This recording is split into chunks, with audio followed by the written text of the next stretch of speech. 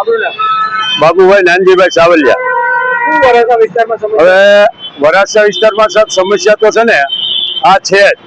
અત્યારે માનો કે રજૂઆત કરી કે ભાઈ ટ્રાફિક છે શેના કારણે થાય છે કે પોલીસ ચોકીથી જય ભવાની સુધીનો 2 કિલોમીટરનું અંતર છેલ્લા 9 મહિના ત્યાં ખોદીને બેઠા છે, હજી કોઈ સમસ્યા નથી।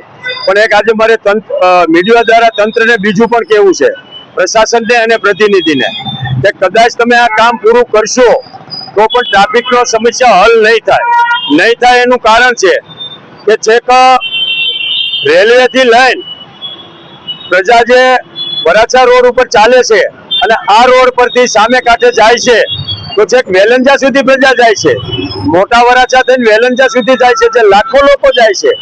તો રેલવે ગરનાળાથી લઈને સામે કાંઠે જવા માટે આપણી પાસે છે કાપોદ્રા બ્રિજ છે, એની પહેલા કોઈ બ્રિજ છે નહીં।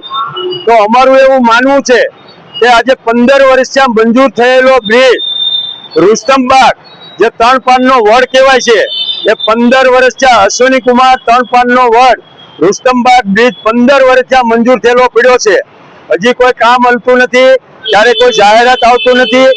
મારું વ્યક્તિગત માનવું છે કે જો એ બ્રિજ થઈ જાય અશ્વિની કુમાર 3 પાનનો વડ રુસ્તમબાગ પાસે કે વરાછા રોડ પરથી સામે કાંઠે જવા માટે, તો મારું વ્યક્તિગત માનવું નથી પણ બધાનું માનવું છે અને તમને પણ ખ્યાલ હશે કે વરાછાની 25 થી 30% ટ્રાફિક સીધી ડ્રાઈવર થઈ જાય એમ છે।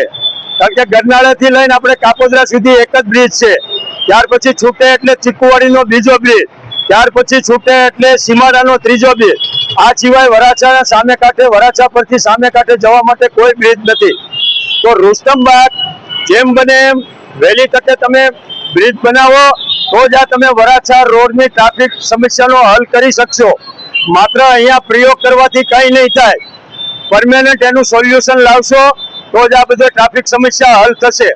વારંવાર કહું છું, રુસ્તમબાગથી ઉજરાણ બ્રિજ બનાવો તો જ તમારી સમસ્યાનું હલ થશે, એની પહેલા હલ નથી થવાનું।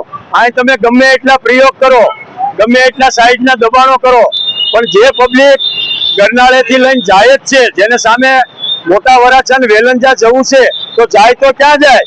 સીધી કાપોદ્રા જાય, કાપોદ્રાથી છૂટે એટલે ચીકુવાડી જાય, ત્યાંથી છૂટે એટલે સીમાડા નાકા જાય, એની પહેલા કોઈ સામે કાંઠે જવા માટે કોઈ ઓપ્શન નથી। અને આ 15 વર્ષથી ઓપ્શન છે રુસ્તમબાગ 3 પાનના વડ અશ્વિની કુમાર બ્રિજ બનાવવાનું, કેમ નથી બનતો એ પ્રશાસનને ખબર, કેમ નથી બનતો એ પ્રતિનિધિને ખબર, કેમ નથી બનતો એ અહીંના આગેવાનોને ખબર।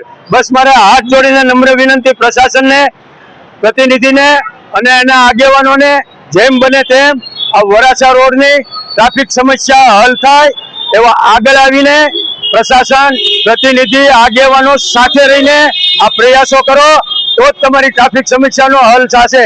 જય હિન્દ, જય ભારત।